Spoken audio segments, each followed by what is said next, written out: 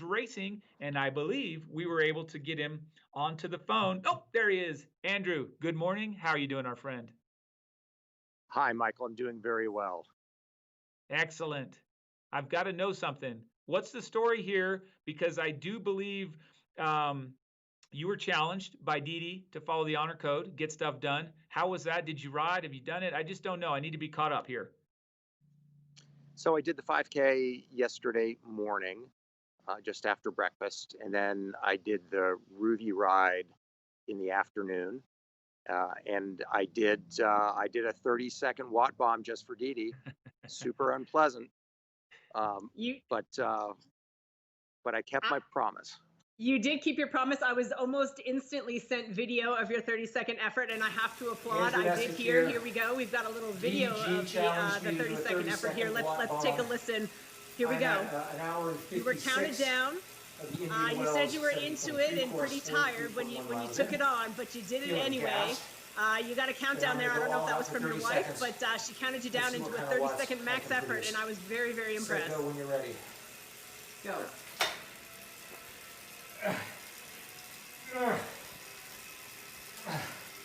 Nice. 450, 496, 523, 518, 500.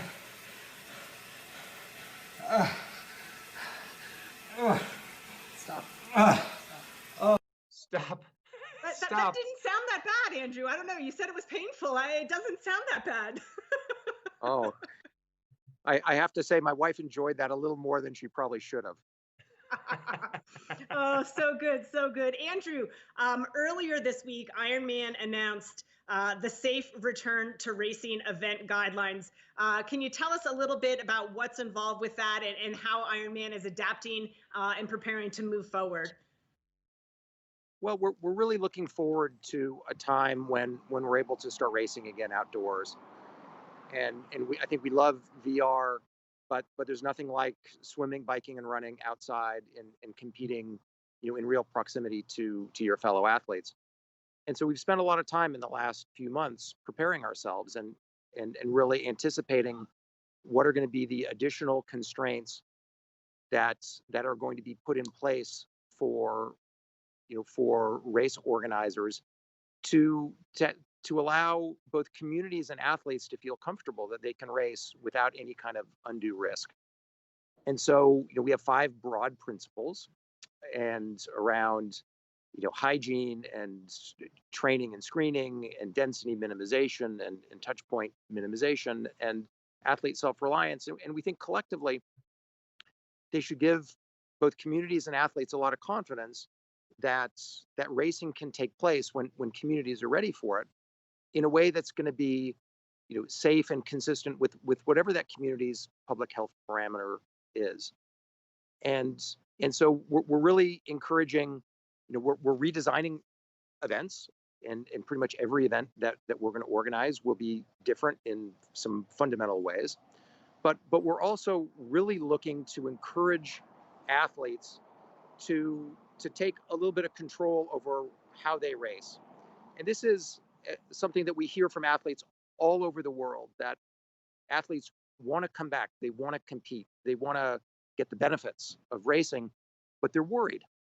And they're worried about health, and they're worried about safety. And so part of our whole platform around athlete self-reliance is to give athletes confidence that their own actions and their own choices can have an enormous impact on how much interaction they have with staff, with volunteers, with other athletes.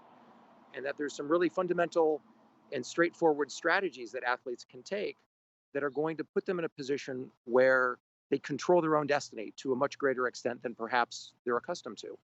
And we believe that should give athletes a lot of confidence that they can choose their own level of interaction. If they want to go to every aid station, they can. If they want to wear a hydration vest and not go to aid stations, they have that option too. And so we really want to be super pragmatic and forthright with our athletes that any individual can choose the amount of interaction that they want while getting a fantastic and safe racing experience with us. That's great, Andrew. You mentioned something referencing kind of that Athlete Smart program, which is going to just empower those individuals to make their choice. Just kind of a little bit on that, so folks can learn more, please.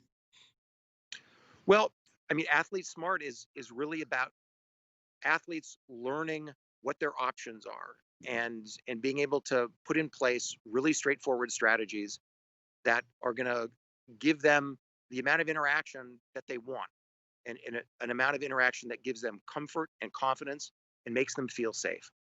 And for some people, that's getting the full experience and being able to rely on aid stations and volunteers.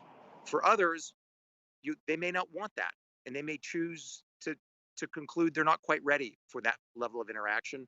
And we want to give people forthright and pragmatic strategies to be able to control their own race experience and choose a level of interaction that's comfortable for them. Super. And so that's going to include sort of re-envisioning how we start races, how we set up transitions and that sort of thing to give people that additional comfort as well. Absolutely. I mean, we're highly focused on density. We're highly focused on really being thoughtful around swim start, transition areas, finish line, aid stations, all the places where historically there are concentrations of people and there's density pinch points. And so we've remodeled and reflowed all of our events around the world to be able to create more space for our athletes. And we think that should give both communities and our athletes a lot of confidence. That's great, Andrew. Appreciate you sharing that insight, and I'm excited to see it all unfold myself. And I just want to thank you for being here. Thank you for keeping the streak alive. And just you can see these fellows are churning it out. And one of Ironman's very own, Matt Wickstrom, is on board today. Any tips or words of encouragement for our crew before we let you go? Well, I think Didi, you should watt bomb Wick for sure, and you should shame him if he doesn't do 800 watts. Okay, well, Andrew, we're actually going to roll into our watt bomb right now. So do you have a preference on how long our watt bomb is? Yesterday we did 30 seconds. Does that sound good to you? Yeah, 30 seconds, there's plenty of suffering. No Okay. shortage of time to feel really, really bad. Okay. Well, we like to go in okay. order, Andrew. Didi, should we let him send off Sam Long? We could let you send him off, and then we could say bye-bye. But I tell you what, just send him off if you want at 25 minutes or 25:15. What do you think? 25:15. So in 15 seconds, Sam Long, the CEO of Ironman, is going to send you on your 30-second watt bomb. Andrew, that's going to be in 10 seconds.